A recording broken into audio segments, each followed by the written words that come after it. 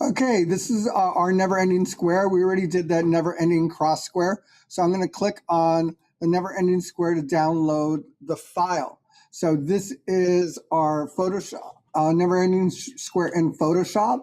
So we're going to click on download and we're going to download the file.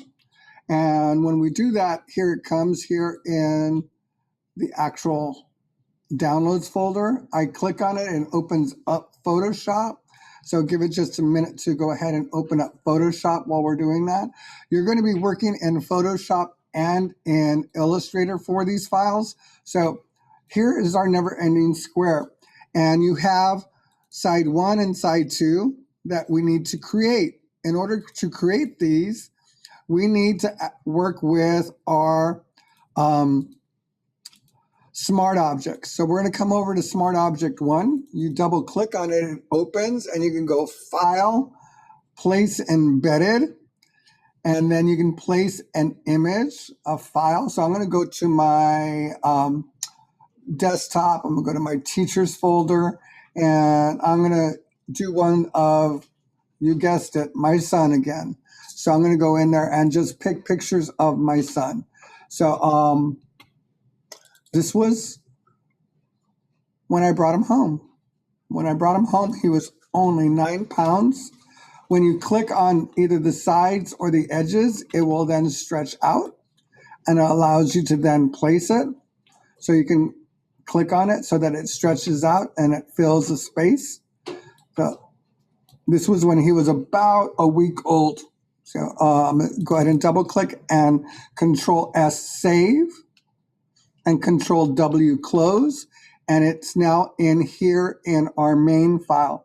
So I'm going to go ahead and go to the next one and double click and go File, Place Embedded.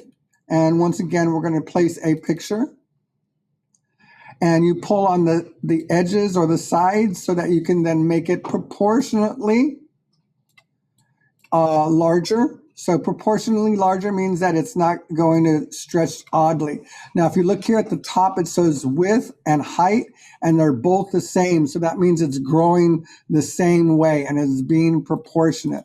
And that's what we want. We want it to be proportionally the same. So by checking that, that always helps. So do Control S save and a Control W close. And now that's our second one that's placed. Now I'm going to come over here to our third one and do that again. File, Place Embedded, and find another picture. This is when we went on a cruise and to the Bahamas. So this is a really good memory. He didn't want to go, but then he ended up not only enjoying the cruise, but also enjoying Disney World when we went over there because we went in Florida. So you place the image. You can go ahead and Control S save and Control W close. So now we have the third photo. And now we're going to, once again, double click on the Smart Object so it opens up. File, Place Embedded. So you can place a file. Pick a file that you really like. So I'm picking a file that I really like. And then you can stretch out either the sides or the corners so that it stretches out proportionately. And you're looking at the proportions here so that it stretches out. Now that it's there and it's stretching out, you can then go ahead and double click and go Control S save and Control W close. And now you have the fourth picture in here. Now we're going to turn off our Smart Objects folder and we're going to look at what we need. And what we need for this one is side 1. This is side 1 and it chops up our photos. So it chops up our photos so it can be placed. So I'm going to go File, Export, Export As, and we're going to save it as a JPEG and go Export. So that is Export. And let's go ahead and put it in our downloads. And it's going to go ahead and save. And then I'm going to highlight group 2, which will then allow us to export that. And it chops up our photos so that it can then be reassembled when we put it together. And we're going to go Export, Export As, and once again, as a JPEG, and save. So, So let's call one 1 and call the other one 2, whichever way, that's fine. So now we have two files, one for side 1, one for side 2. We're going to go ahead and close that. Control W to close, and go ahead and say that we're going to save it.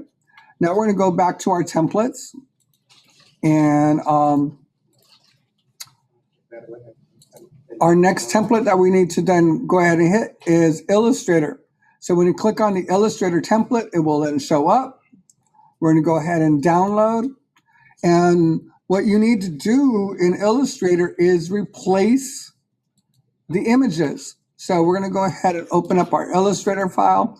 Here's our Illustrator file. And you have these two main images there. Sorry. And you guys are going to replace each one. So that is an image and the other one is an image. If you go to Window and Links, it's going to show you it's a side 1 and side 2. We're going to go to Relink, and we're going to relink with our downloads folder. I'm going to go ahead and pick my first one, and I'm going to click on the other one and relink, and click on my second one. So I have both of them there. Now that I have both of them there, I can see that they're both there. You can move the handlebar so you see that both pictures are there.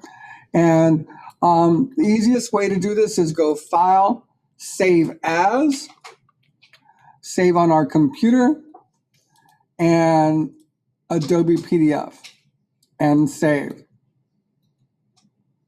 And save PDF.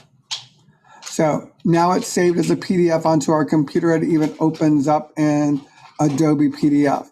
Another thing for you guys to do is go ahead and do a File, Save As,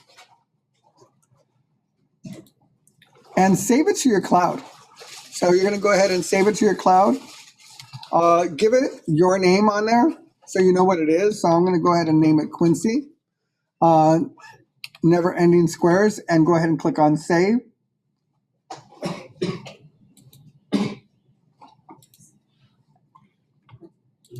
Oh, there was a space at the end. I can't have a space. And save.